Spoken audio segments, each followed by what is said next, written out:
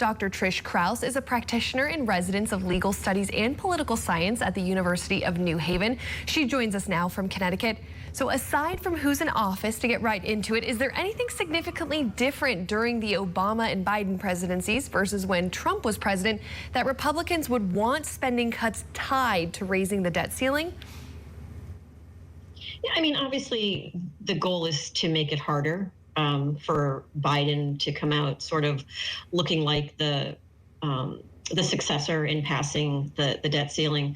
I think that they want to force President Biden to make concessions that obviously Biden has said he's not going to make, which forces them to, at least in theory, come together and compromise on this. During the Trump administration, they didn't have to. They had the House, they had the presidencies, so it didn't matter really when it came to this sort of fight over the debt ceiling, because Trump was going to sign it, no matter what. So I think it's just, in some ways, it's an effort to put Biden on the spot and to make it seem like if something doesn't go through, it's Biden's fault as opposed to being Congress's fault. Even though, tying all these cuts to the debt ceiling is not probably the best way to get something passed.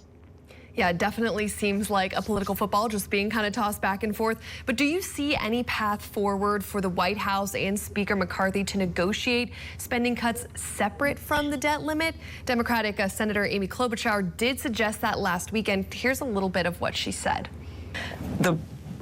A proposal that McCarthy has put forward, that belongs in the budget. We just passed a budget with 18 Republicans voting for it in the U.S. Senate. That's what governs now. Our main goal right now is to make clear that we are going to avoid default. Your thoughts on that being a possibility? I'm not sure, honestly, what's going to happen. Not passing a debt ceiling limit, I don't think is an option. They're going to have to come to agreement somehow to get this passed.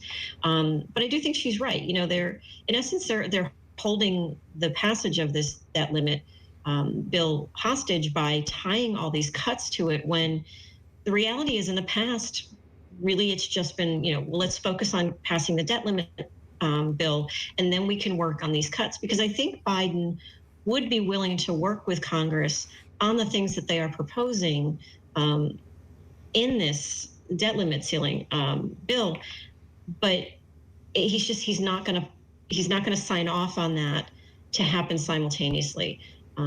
So there's going to have to be some kind of agreement. McCarthy at the moment is sort of basking in his glory of winning finally something for Congress. But I just don't see that Biden is going to sign off on anything that includes any sort of cuts right now. And defaulting on our debt has not happened before, so this would be uncharted territory if it does. But we know it would not be good for the economy. How much impact might it have on the average American, the families, who are watching this at home? I think that's going to depend on who it directly affects.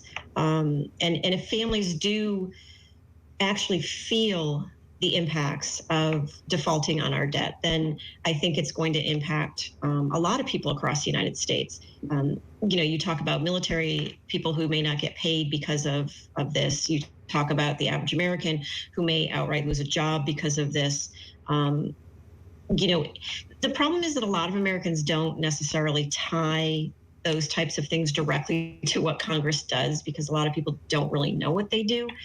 But I think this is it will work in favor of the Democratic Party in terms of elections if the Democrats can directly tie possible issues that come up for the average American. But you also have to consider, 2024 election is still so far out. If all of this gets worked out in the next few months, say, I'm not sure how much impact it would even have on, voting in elections in 2024. And, Americans have very short memories. So things happen and then we kind of move on. So, I would say if elections were closer to this, then absolutely it would have an impact. I'm just not sure because the election is so far away that it will. Yeah, as you said, the road to 2024 is a long one, and that is definitely going to be a far ways out and so much more news in between. So hopefully, though, people do take time to realize, that this can have impacts for millions of Americans out there. Dr. Trish Crouse with the University of New Haven, thank you so much for your time and perspective this weekend. You're welcome.